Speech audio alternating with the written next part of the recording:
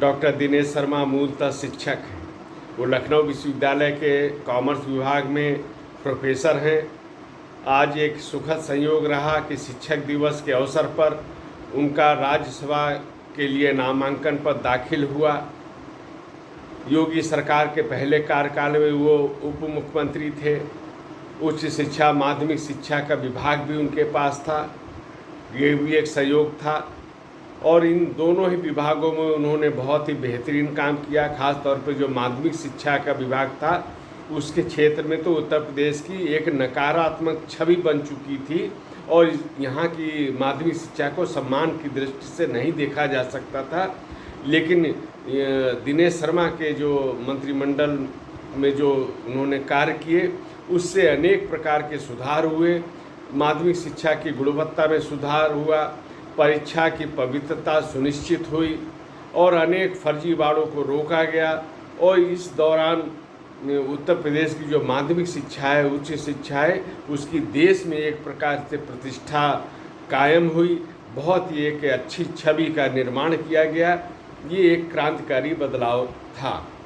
योगी सरकार के दूसरे कार्यकाल में जब मंत्रिमंडल में उनका नाम नहीं था तो ये लोगों को एक अप्रत्याशित लगा था, लेकिन अब लगता है कि हाईकमान का उन पर विश्वास कायम था। लेकिन हाईकमान की योजना कुछ अलग रही होगी। तो पिछले अनुभव को देखते हुए उनकी जो एक बेहतर छवि है, उनकी जो एक संगठन की क्षमता है, उसको देखकर एक लग रहा है कि जो हाईकमान की योजना थी उस हिसाब से अब काम हो रहा है। राज्यसभा में जाएंगे। केंद्र की राजनीति में, राष्ट्रीय राजनीति में उनकी एक भूमिका होने वाली है। इसके पहले भी वो भारतीय जनता पार्टी के राष्ट्रीय उपाध्यक्ष रह चुके हैं। गुजरात में वो पार्टी के प्रभारी बनाए गए थे, वहाँ भी उन्होंने बहुत बेहतरीन काम किया। जो कुशल संगठनकर्ता होता है और इसके साथ ही दिनेश शर्मा विद्वान भी हैं।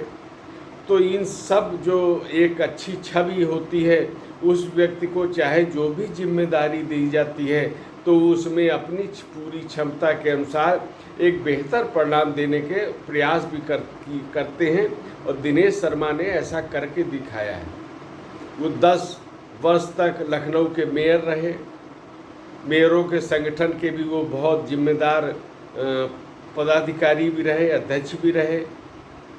और जो उनका 10 वर्ष का मेयर का कार्यकाल था उसमें एक उल्लेखनीय बात यह है कि उस दौर में जो प्रदेश में सरकारें थी वो गैर भाजपा की सरकारें थी, भाजपा की विरोधी विचार रखने वाली पार्टियां थी। निश्चित रूप से जो भाजपा के मेयर थे उनके लिए बड़ी कठिन परिस्थिति थी। लेकिन दिनेश शर्मा ने 10 वर्षों तक एक वैचारिक निष्ठा को कायम रखते हुए और जन सेवा के जो कार्य थे उनको आगे बढ़ाने का काम किया लखनऊ में। ये उनकी जो एक कुशलता है, चाहे वो प्रशासन के संबंध में हो, चाहे संगठन की दृष्टि से हो, और विचारधारा के प्रति जो निष्ठा है वो इसका प्रमाण भी मिलता है।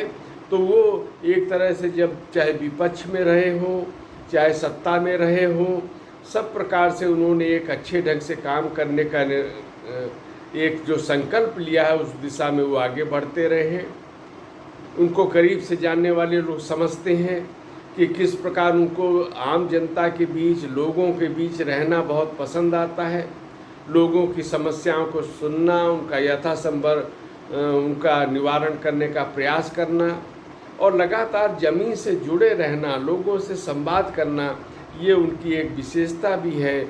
और अब उनको जो नई जिम्मेदारी मिल रही है उसके लिए डॉक्टर दिनेश शर्मा जी को बहुत बहुत बधाई, शुभकामनाएं।